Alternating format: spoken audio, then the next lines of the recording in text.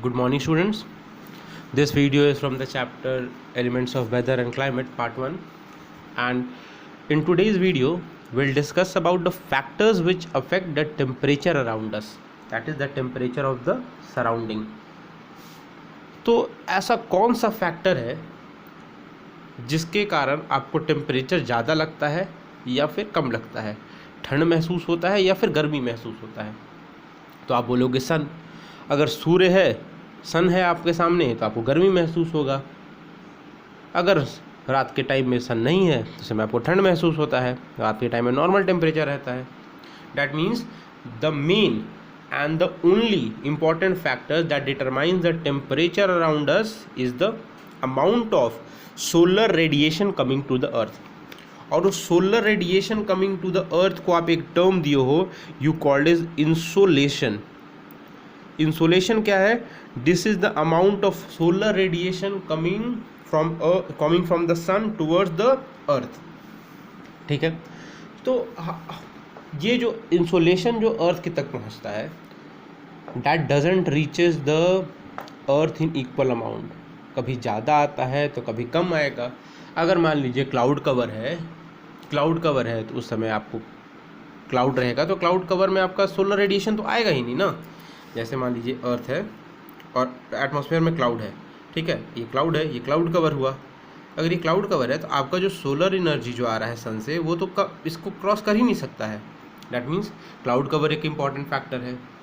एक और important factor है latitude, and today will discuss this factor, that is latitude. Latitude का मतलब आप क्या जानते हो? Latitude you have studied in 6th standard. These are the horizontal lines, horizontal imaginary lines, ठीक है, ये लैटिट्यूड्स हैं।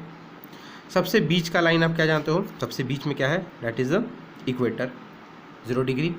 सबसे ऊपर में क्या है? 90 डिग्री नॉर्थ, और सबसे नीचे में 90 डिग्री साउथ, जिसको आप नॉर्थ पोल और साउथ पोल के नाम से जानते हैं, ठीक है। जैसे जैसे ये आप 0 डिग्री से 90 के तक जाते हो, ये वैल्यू बढ़ते जाता है। 1 डिग्री नॉर्थ, 2 डिग्री नॉर्थ, इधर भी ये वैल्यू बढ़ते जाता है।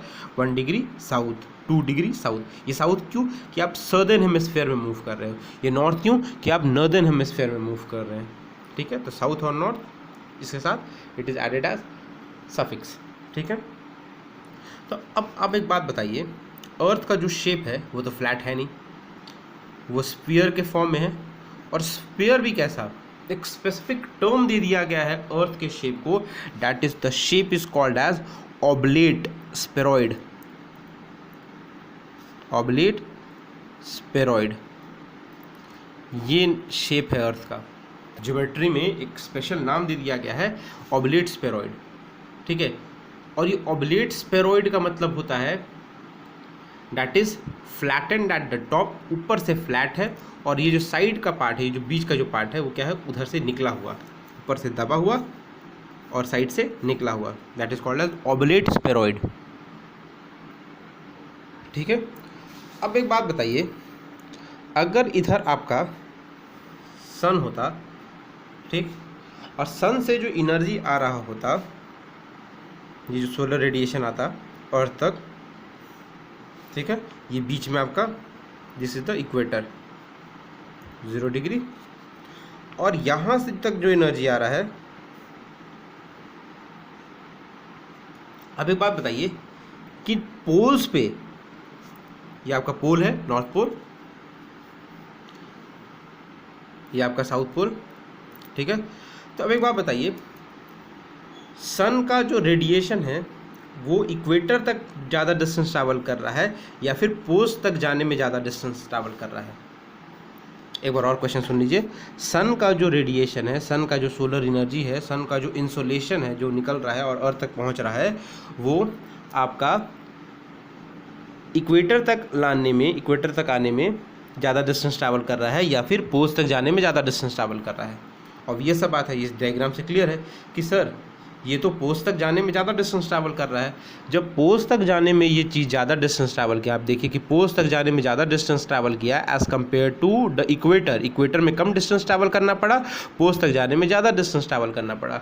अगर सन के एनर्जी को ज़्यादा डिस्टेंस ट्रैवल करना पड़ रहा है या फिर सन के रे को ज़्यादा डिस्टेंस ट्रैवल करना पड़ रहा है तो उसका जो गर्म करने का जो क्षमता होगा वो तो कम हो जाएगा, गर्म करने का क्षमता कम होगा। इसीलिए तो आपका सन के बगल में मरकरी है, मरकरी में आपको ज़्यादा गर्मी महसूस होता है। फिर आपका वेनस है, वेनस में क्या होता है, वेनस में धीरे धीरे और गर्मी कम हो जाता है। और लास्ट में आपका नेपट्यून, तो नेपट्यून में क्या हो जाता है, नेपट्यून तक पहुँचते पहुँचते ये बहुत कम हो जाता है एनर्जी, ये जो आपका जो गर्म करने का जो क्षमता है वो बहुत कम हो जाता है। ठीक है, तो इसीलिए आप बोल सकते हो कि सर इक्वेटर तक डिस्टेंस ट्रैवल करने में कम डिस्टेंस है और यहाँ से पोल तक जाने में ज़्यादा डिस्टेंस ट्रैवल करना पड़ रहा है, इसीलिए इक्वेटर के एरिया में, इस रीजन में ज़्यादा गर्मी होगा as compare to the poles.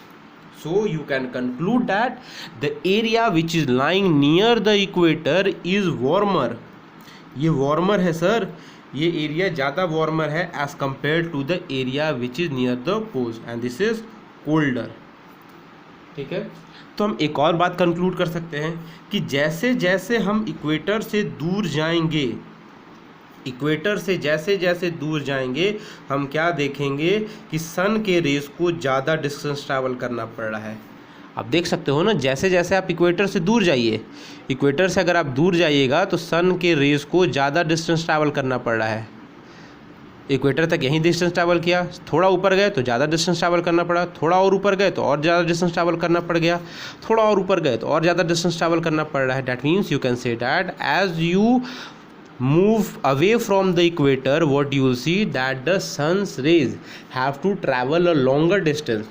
तो अगर लंबा डिस्टेंस ट्रैवल करना पड़ेगा तो टेम्परेचर कम हो जाएगा। That means equator area is warmer, और जैसे जैसे आप इक्वेटर से दूर जाइएगा what you will see that the temperature starts to decrease, temperature decrease करता है। आप जूनियर क्लासेस में शायद 4 या 5 में आप पढ़े भी होंगे कि ये जो बीच का एरिया है ये आपका रीजन होता है टॉरिड जोन का, डैट इज़ हॉट रीजन। ये एरिया है आपका टॉरिड रीजन, टॉरिड जोन जिसको आप बोलते हो। ठीक है, फिर आप एक पढ़े होंगे ऊपर में, टॉरिड जोन के ऊपर और नीचे आपका है temperate zone, neither too hot not too cold. ऊपर टॉरिड के ऊपर और नीचे दोनों साइड में टेम्परेट जोन। और सबसे लास्ट में that is the coldest region, that is the frigid zone. ये आपका कौन सा है, this is the frigid zone. ठीक है, ये तो हुआ लैटिट्यूड के कारण कि आप लैटिट्यूड में ऊपर जाइए या फिर नीचे आइए आपका टेम्परेचर घटेगा। ठीक है, मतलब इक्वेटर के रीजन के पास आपका ज़्यादा गर्मी है। एक और चीज़ देखा गया है कि अर्थ का जो ऑर्बिट है, अगर अर्थ के ऑर्बिट के बारे में अगर हम बात करें तो अर्थ का जो ऑर्बिट है वो थोड़ा ऐसा है, टिल्टेड है, अर्थ का ऑर्बिट टिल्टेड है।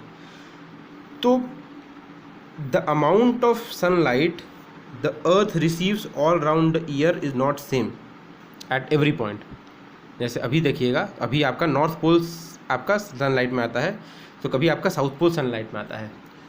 आप इसको डिटेल में अभी इसके बारे में आपको हायर स्टैंडर्ड में पढ़ना है। बस ये जान जाइए कि अर्थ का जो ऑर्बिट है, अर्थ का ऑर्बिट एक परफेक्ट सर्कल में नहीं है, परफेक्ट सर्कल में नहीं है। जब परफेक्ट सर्कल में नहीं रहेगा तो व्हाट विल हैपन, ये टिल्टेड है। तो टिल्टेड होने के कारण क्या है, टिल्टेड होने के कारण the amount of sunlight receiving at different places is different. कभी इक्वेटर ज़्यादा सनलाइट में आ जाता है, तो कभी आपका ट्रॉपिक ऑफ कैंसर का एरिया ज़्यादा सनलाइट में आता है, तो कभी ट्रॉपिक ऑफ कैप्रिकॉर्न का एरिया ज़्यादा सनलाइट में आ जाता है। अंडरस्टूड। तो the most important factor is कि आपका जी लैटिट्यूड में जितना वैल्यू ज़्यादा होगा उतना ही कम आपका टेम्परेचर होगा, लैटिट्यूडनल वैल्यू जितना ज़्यादा उतना ही टेम्परेचर कम।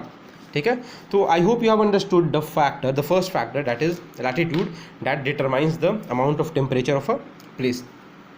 तो आप इसको, इस लैटिट्यूड वाले पार्ट को अच्छे से पढ़िए, इस पर हम क्वेश्चन फ्रेम कर देंगे, I will frame some questions on this part, और and you just read this part and find out the answer from this given part. ठीक है, थैंक यू।